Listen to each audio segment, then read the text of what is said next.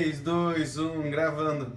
Olá pessoal, tô aqui de volta na minha caixa preta e no último vídeo a gente terminou falando de pessoas que agem e pensam exponencialmente. E hoje eu queria falar um pouquinho sobre isso, sobre pensamento exponencial, continuar falando sobre modelo mental e vamos lá. Então, o que acontece normalmente? Vamos falar um pouquinho de conceito de exponencialidade.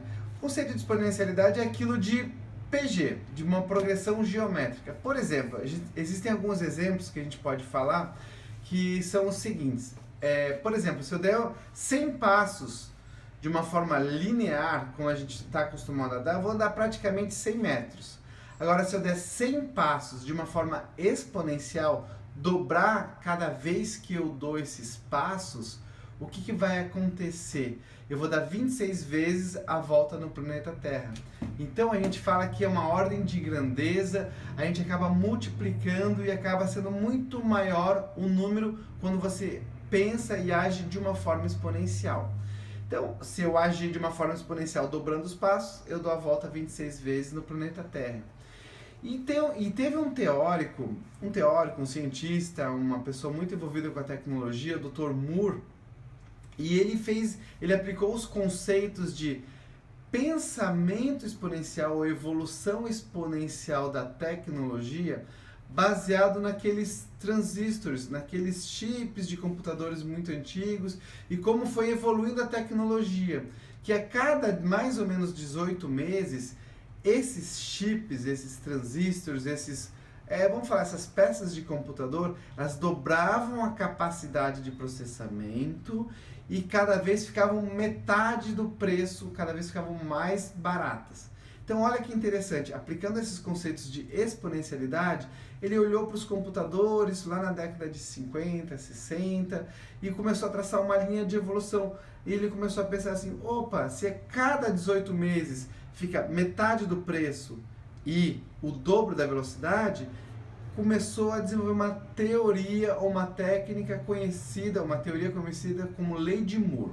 E essa Lei de Moore, que é a lei da base da exponencialidade nos pensamentos, e ela é a causa, é um dos motivos que a gente acaba sempre comprando um computador cada vez mais potente, mais barato. Então, essa é uma lei aplicada no mundo da tecnologia.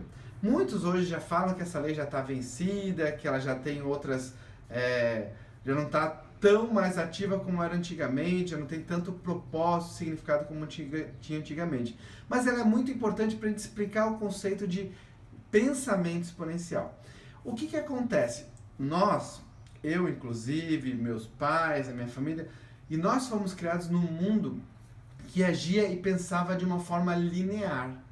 Sim, de uma forma linear. O que é isso de uma forma linear? Por exemplo, se vou dar um exemplo de um rapaz da Singularity que teve o desafio de resolver o problema da malária, tá? Descobriu-se, já é muito estudado, que a malária é um dos maiores problemas de saúde pública no mundo. E uma das formas de você fazer o diagnóstico da malária, lá na África, como que eles fazem? Eles olham aquela placa, placa onde tem o sangue contaminado, e eles ficam contando as células que estão contaminadas pelo plasmídio, elas fazem uma contagem e é uma contagem manual. Para quem foi criado e pensado no mundo linear, como eu, o que eu pensaria? Puxa, como que a gente vai fazer para aumentar a capacidade de contar as células da malária, como a gente vai aumentar a capacidade de fazer mais diagnóstico para poder tratar mais pessoas, né? Normalmente o que a gente pensaria de uma forma linear? Vamos contratar mais pessoas, mais microscópios, mais aparelhos para as pessoas ficarem contando, certo?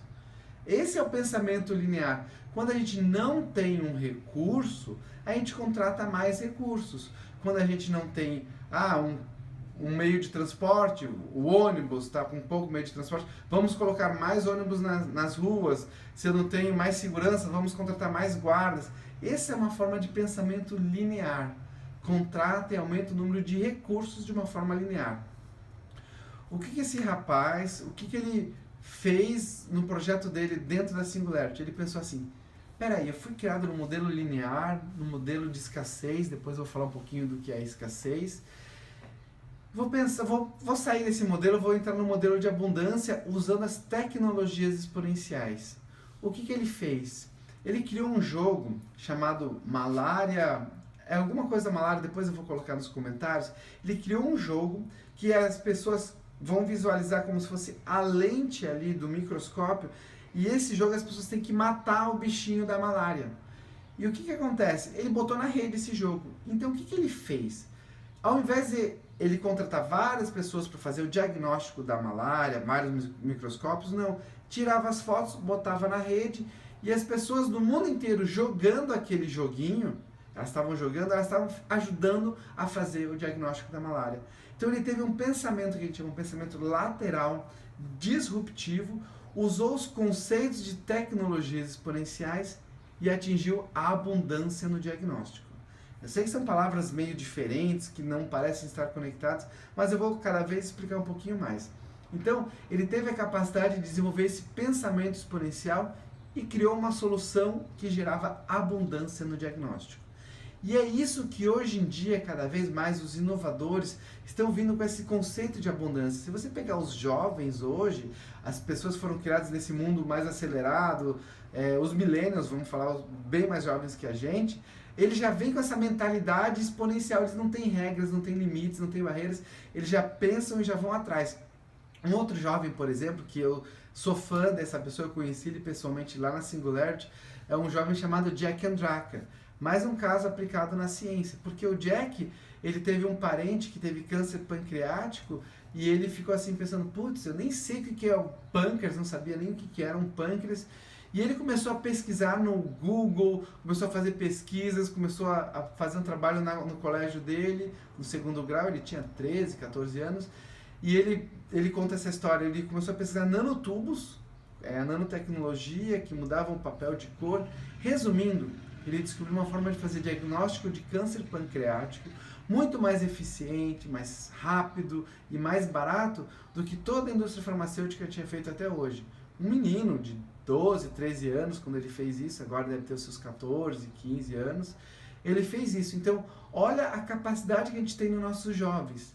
Então, olha a capacidade que a gente tem de juntar a experiência de quem já foi criado no mundo linear com a habilidade de pensamento lateral e exponencial dos jovens milênios que não tem essas limitações que a gente tem no dia de hoje. Então, o legal seria poder juntar essas duas mentalidades. Por isso que a gente sempre conversa que hoje em dia a gente precisa ter um mentor com 20 anos, pelo menos, de mais jovem. Não aquele mentor 20 anos mais velho como existia no passado. Essa história, a gente precisa ter um mentor muito mais novo do que a gente, que vai nos dar esse mundo de abundância. E uma das coisas mais legais que eu ouvi nas últimas semanas, das palestras, dos cursos que eu andei indo, foi um slide do Salim Ismail, até publiquei nas minhas redes, né? Publiquei no Instagram e no Face, que ele falava assim, que uma sociedade, para atingir a abundância, ela usa essas tecnologias exponenciais. Quais são as tecnologias exponenciais? Internet, nanotecnologia, robótica, impressão 3D. A gente usa essas tecnologias exponenciais para atingir a abundância. E as empresas que fazem isso, que ajudam, são as organizações exponenciais. Por isso que a organização exponencial hoje, ela é 10 vezes mais rápida, 10 vezes mais eficiente e muito mais barata. Pega o exemplo por exemplo, no transporte, o Uber, exemplo de comunicação, Facebook, o exemplo de inteligência artificial, a gente tem vários, inclusive, por exemplo, tem até a questão do Robolaura, lá do pessoal lá de Curitiba, do Marcelino, do Jax. Então, a gente está atingindo a abundância através das tecnologias exponenciais. Então, a dica do livro de hoje é esse livro aqui. Esse livro é muito especial, é livro do Peter Diamandis. O Peter é um dos fundadores da Singularity, junto com o Dr. Ray Kurzweil. E o Peter, ele escreveu esse livro e tem um lugar que eu acho fantástico, eu deixei marcado, eu sempre falo nas minhas apresentações, que ele fala disso aqui. A pirâmide da abundância. E essa pirâmide da abundância ela é completamente baseada na pirâmide de Maslow. O que ele significa isso? Significa que a gente sempre precisa ter uma hierarquia de valores.